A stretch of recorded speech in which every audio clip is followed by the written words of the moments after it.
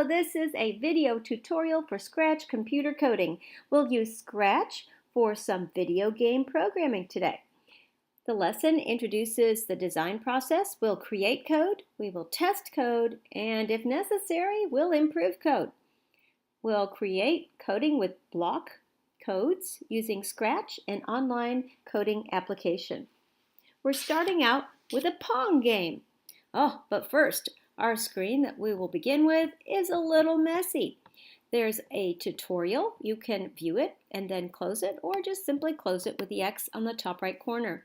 Also, there is a sprite already there. Yeah, it's the Scratch logo.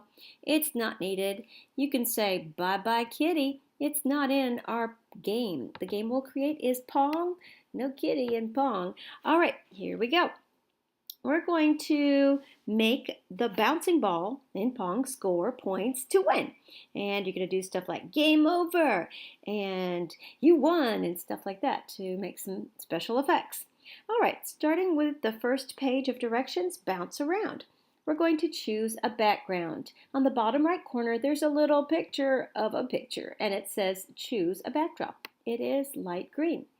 All right, you may choose any background or backdrop you want. I'm going to choose the one they recommend, the neon tunnel. All right, now choose a ball. We're going to have the ball be a sprite or a character on your backdrop. So the little kitty has choose a sprite popping up. That's the one to use on the bottom right corner. The one we need is ball, B-A-L-L, plain and simple, easy to see. Excellent. All right, so we've got a backdrop and a sprite or character. Now we're ready for some code. Let's get that ball to do something.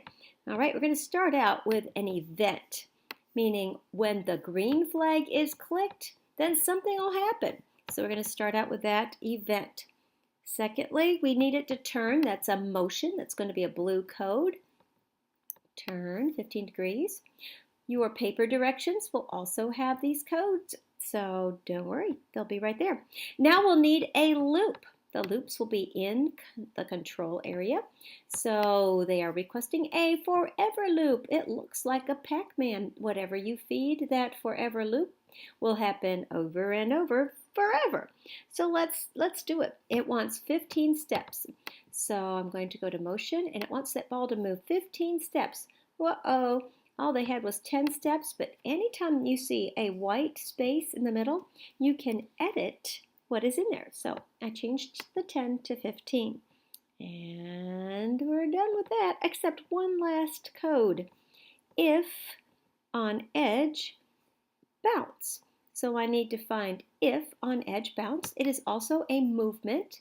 You can kind of tell it's a movement when you see that ball bounce. So there you go. Now we have created code. We're ready to test the code and see if we need any improvements. So I'll click the green flag. Hey, what do you know? The guy bounces off the sides. This is good. All right, so I'm going to stop it. Good, the test was successful. I am going to move that ball up to the center so it starts in the middle the next time we play. All right, moving on to the next called move the paddle. So we're going to move the paddle, and first of all we have to get a paddle. All right, so if you go to the move the paddle directions, it'll say go to sprites or choose a sprite and look for the paddle. It's alphabetic, A, B, C, and so on. We're looking for paddle, P-A-D-D-L-E. Got it. Now they want you to drag by clicking and dragging the paddle to somewhere on the bottom of your stage. Then they are ready to add some code. And as before, we're going to start with the events. The very first one, when the green flag is clicked, and then a forever code under the controls. All right, another Pac-Man forever. This time we're going to feed it an XY location. There is an invisible XY coordinate plane on your backdrop. Each position on that backdrop is labeled with an XY label. So we're going to label this thing with an X. Exactly. All right, so let's see here. It says set X2. All right. Right now, what they have actually is set X2 a particular number. That's not what the directions have. They want us to find mouse. Well, the mouse is actually going to be controlling the paddle, so it's going to be sensing where the mouse is. So under the sensing or electric blue color, let's look for mouse. Just a plain old everyday mouse. Come on, buddy. Where did you go? I see mouse X. Yeah, the location for mouse X. I'm going to squeeze in there. So we're going to set its X or horizontal location to where the mouse is horizontally. Now, just so you know, the paddle has its own code and the ball now has its own code. So whatever sprite you have selected, that's the code you are seeing and that's the code you can work on. It's okay to switch back and forth just to see what's there, but make sure you're working on the correct one. All right, here we are with Move the Paddle. We have completed their code. Now it's time to test it by clicking the green flag. Let's see. Hey, what do you know? I'm moving my mouse and the paddle is moving horizontally or on the x-axis across as I move my mouse. Cool, it works. I'm clicking stop and I'm ready to go to the next set of directions, which is bounce off the paddle. So we don't want the paddle there just for decorations. It's supposed to let the ball bounce off. All right, so the first part is to go back to the ball sprite. And we're going to keep that code that's there. We want to keep it. We just want to add another set of code.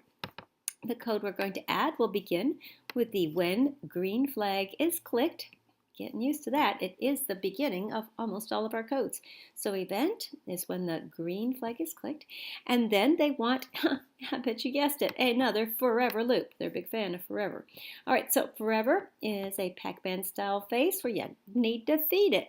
So the thing they want to feed it with this time is another loop. Yeah, I know, a loop within a loop. Crazy. But this particular loop they want is an if-then statement. It's called a conditional. If something, then something.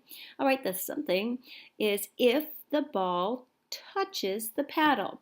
Touching is kind of a sensing thing. So touching, if ball is touching, oh, all they have is touching the mouse pointer. But if you click that little arrow, anytime you see an arrow, you can change it. You can go to what you really want, the paddle. So if the ball is touching the paddle. Now, these things with arrows on either side can fit after the if on your statement for if then. All right, so if it's touching the paddle, then what? All right, let's put something in that Pac-Man mouth. It'll be a motion. Then we're going to turn it. We're going to make it act a little crazy. We're going to turn it to the right. And that will be a certain amount, a random amount. We're going to choose an operator. The operator we want is pick random. It's green. We're going to grab that pick random operator and put it in instead of the number of degrees. It's going to be a random number. The first will be 170 and the second will be 190. All right. Pick random, somewhere between 170 degrees and 190 degrees. So it's really turning a lot. That is a lot of degrees, 170 to 190. All right. And then we also need another move statement, move 10 steps. All right, there we go, code for move 10 steps. Oh, wait. They really wanted 15. Okay, I have to change that number inside that white box. And then they need a wait code because they want a little bit of a pause there so that you can tell that something crazy is about to happen. The wait code is an control issue. So you start, you stop, and you wait with the control. Come on, wait. Where did you go? Ah, here we go. First one under control. And in this case, it will be wait 0.5 seconds. So as you know, decimal points are important. This needs to be just as the directions have written, 0.5 seconds. So not a lot of wait. So you're not even going to really notice it. It's just enough to give it a little jolt and make it look like it's really bouncing once it starts.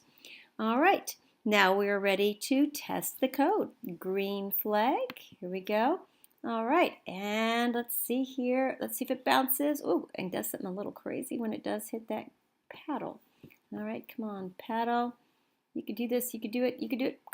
Oh yeah, a little bit of ricochet action. Okay, it works. I'm going to go ahead and stop that, and we're ready to go on to the next.